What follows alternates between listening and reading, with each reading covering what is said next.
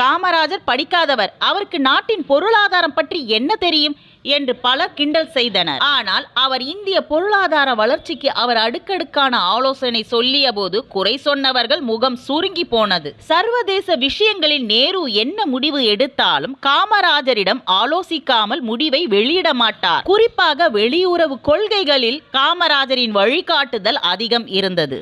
நேருவை தொடர்ந்து லால் பகதூர் சாஸ்திரி, இந்திரா காந்தியும் காமராஜரிடம் ஆலோசனை பெற்றே ஆட்சி நடத்தினார்கள். நாளடைவில் இப்படி யோசனை கேட்பதை இந்திரா காந்தி குறைத்துக் கொண்டார். அதற்கான பலன்களை அவர் அனுபவித்தார். ஒரு தடவை காமராஜரிடம் பேசிய இந்திரா காந்தி ரூபாய் மதிப்பை குறைக்க போவதாக கூறினார். இது பெருந்தலைவர் காமராஜருக்கு கடும் அதிர்ச்சியை கொடுத்தது.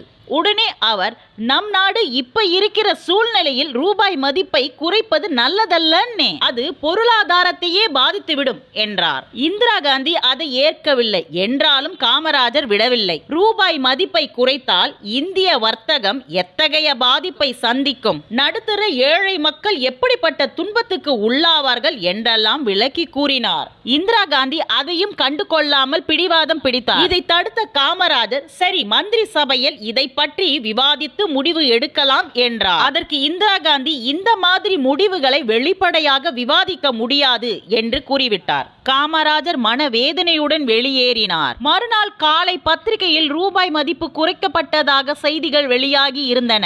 அதற்கு அடுத்த நாளே காய்கறி விலைகள் பல மடங்கு உயர்ந்து விட்டதாக பத்திரிகைகளில் செய்திகள் வந்தன. அதை பார்த்ததும் காமராஜர் துடித்து போனார். கண்ணீர் மல்க தன் தலையில் அடித்துக் கொண்டார். பிறகு காய்கறி விலை உயர்வை கண்டித்து பத்திரிகைகளில் அவர் பெரிய அறிக்கை விட்டார். மக்கள் நன்மைக்காக தன் கட்சியின் குறைபாடுகளை கண்டிக்க அவர் தவறவில்லை.